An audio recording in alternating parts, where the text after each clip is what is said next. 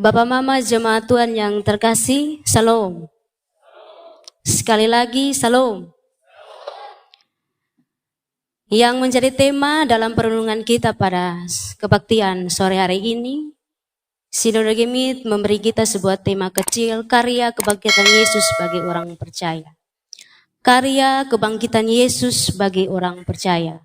Untuk memulai renungan pada sore hari ini, saya ingin mengajukan sebuah pertanyaan.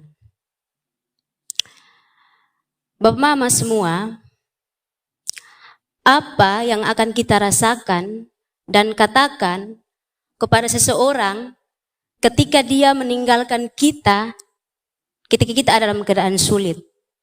Dalam hidup, ketong selalu sama-sama, senang, ada dalam kelimpahan, pokoknya untuk yang enak-enak tuh, dia sama-sama dengan ketong. Tapi ketika ada dalam kesulitan, dia kemudian hilang. Apa yang akan ketong katakan untuk dia? Maina bilang kecewa. Ada lagi kok?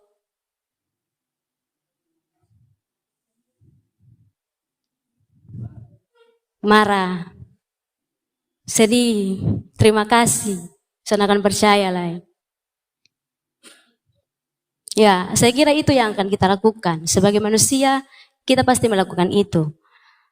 Dalam kehidupan kita sebagai orang percaya, kita tidak pernah terlepas dari yang namanya ketakutan, persoalan, dan juga pergumulan dalam hidup. Yang kadang-kadang membuat kita sedih, cemas, takut, gelisah, dan tidak berdaya. Firman Tuhan yang kita baca pada saat ini juga menceritakan bagi kita bahwa murid-murid Yesus juga mengalami hal yang sama. Ketika mereka ditinggalkan oleh Yesus. Yesus menderita, disalibkan, mati, dikuburkan, dan meninggalkan mereka. Dalam keadaan rasa takut, cemas, kemudian Yesus bangkit.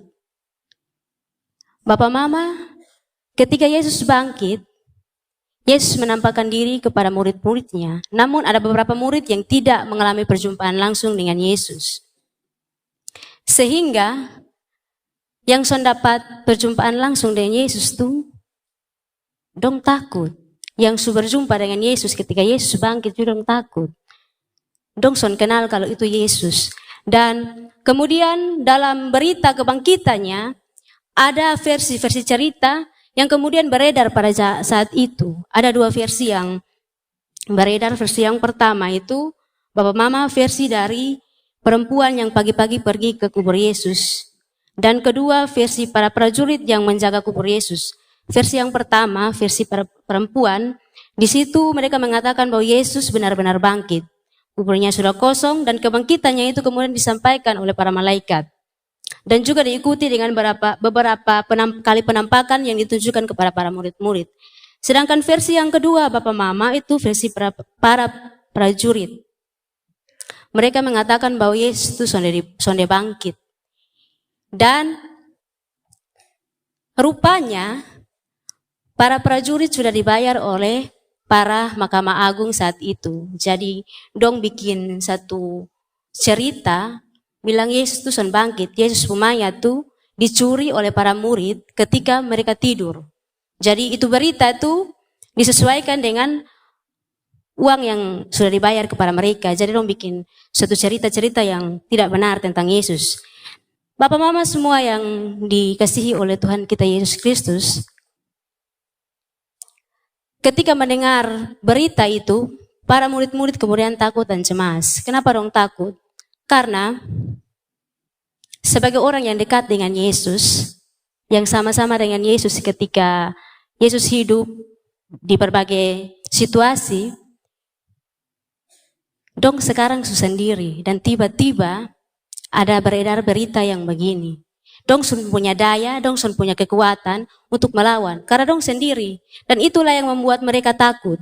Dalam ketakutan itu, mereka kemudian berupaya untuk berkumpul. Dalam teks yang kita baca tidak dijelaskan di mana mereka berkumpul, tapi kalau kita baca dalam Injil Yohanes pasal 20 ayatnya yang ke-19, di situ dikatakan mereka berkumpul dalam satu ruangan.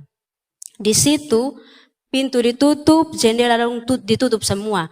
Dan kemungkinan kecil untuk orang lain dengar apa yang dong omong. Jadi dong dalam keadaan takut, cemas, gelisah. Dong omong ini kira-kira karmana ini. Kalau katong keluar ke orang tanya, sang katong bilang apa? Yesus sudah bangkit, mari bukti di mana?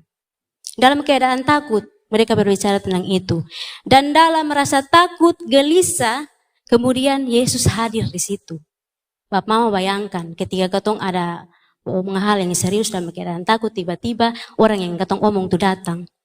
Datang, pintu ada tertutup, jendela ada terkunci, tiba-tiba dia datang, baru dia bilang, Salam, damai sejahtera. Kira-kira katong perasaan ke mana? Ketika baca ini teks, beta coba renungkan. Kalau beta jadi murid-murid, pintu biar terkunci, jendela terkunci, juga mungkin orang pertama yang akan bongkar itu pintu dan lari. Karena dalam keadaan takut, dalam keadaan yang tidak berdaya. Ketika seseorang ada dalam keadaan takut, sudah mungkin dia bisa berbuat apa-apa. Dan yang unik dari perjumpaan itu, perjumpaan Yesus dengan murid-muridnya, Yesus melakukan 3 tindakan unik. Dalam teks, ketika beta baca, beta temukan 3 hal. Yang pertama, Yesus meminta para murid melihat dia dengan matanya. Dan kemudian Yesus juga menyuruh muridnya untuk raba bepun tangan, bepun bekas luka yang pada waktu itu beta disalibkan. Yesus mau meyakinkan para muridnya bahwa beta ini benar-benar Yesus. Beta adalah Tuhan yang sudah bangkit. Tapi murid-murid tidak percaya. Hal kedua yang Yesus buat yaitu dia meminta para muridnya untuk memberikan dia makanan. Dalam teks yang ketong baca, Tuhan minta ikan goreng. Dan kemudian dong kasih Tuhan dan Tuhan makan. Ini memberi arti dan memberi bukti bagi kita bahwa dia benar-benar Yesus. Kalau setan, mungkin dia bisa makan. Atau ada di sini yang pernah dapat lihat atau depo setan biasa makan. Ada kok Bapak Mama? Ada. Berarti ini mau membuktikan bagi kita semua saat ini bahwa dia benar-benar Yesus yang telah bangkit.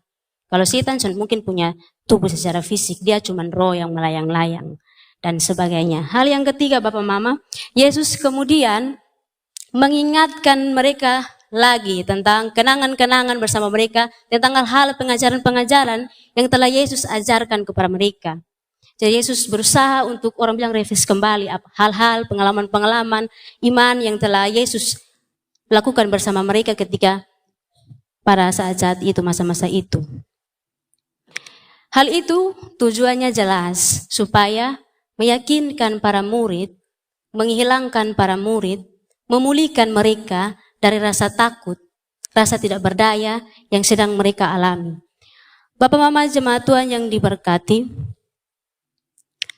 dari kisah yang telah kita baca dan kita dengar pada sore hari ini, apa yang mau kita belajar dari teks ini?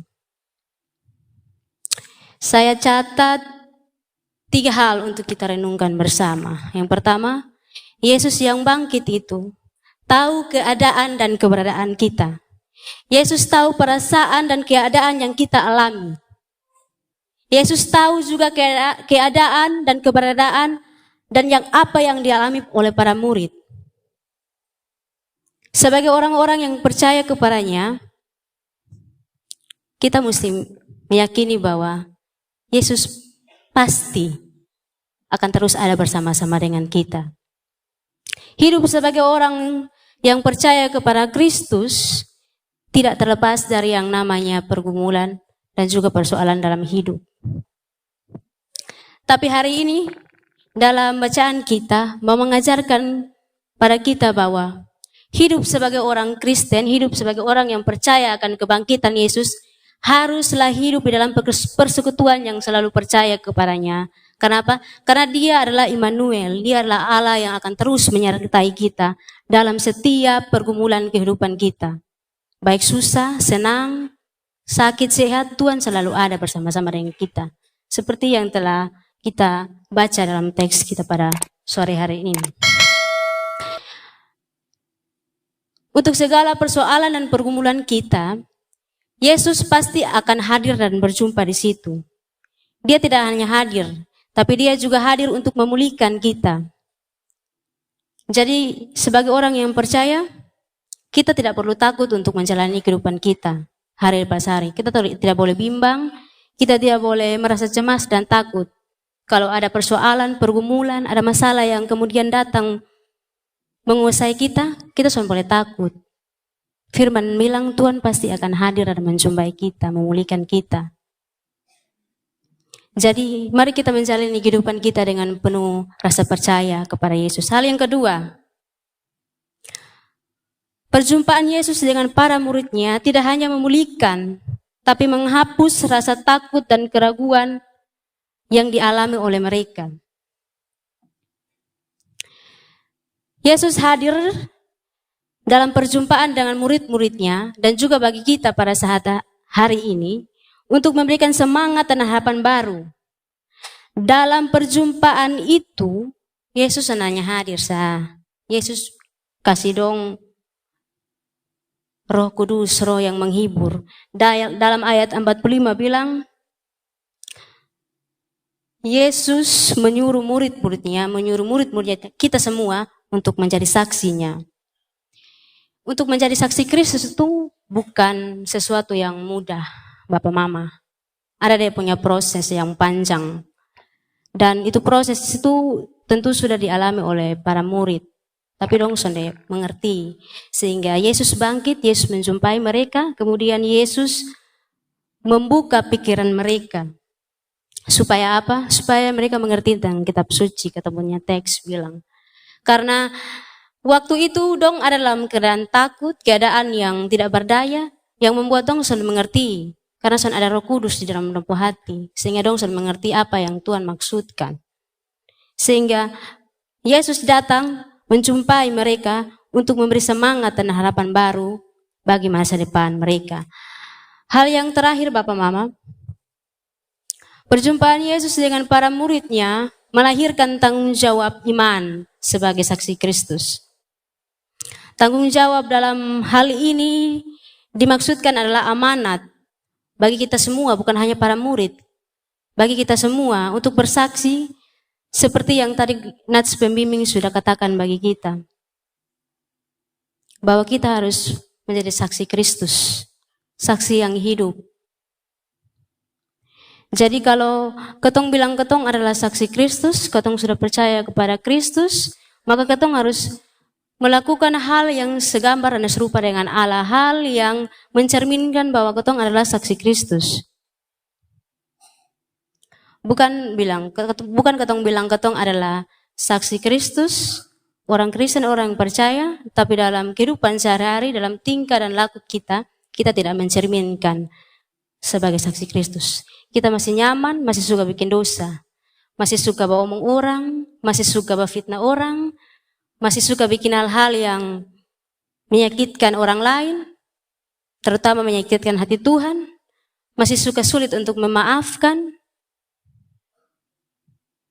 dan sebagainya Bapak Mama. Kalau kita bilang kita percaya kepada Kristus, maka kita harus benar-benar menjadi saksi Kristus.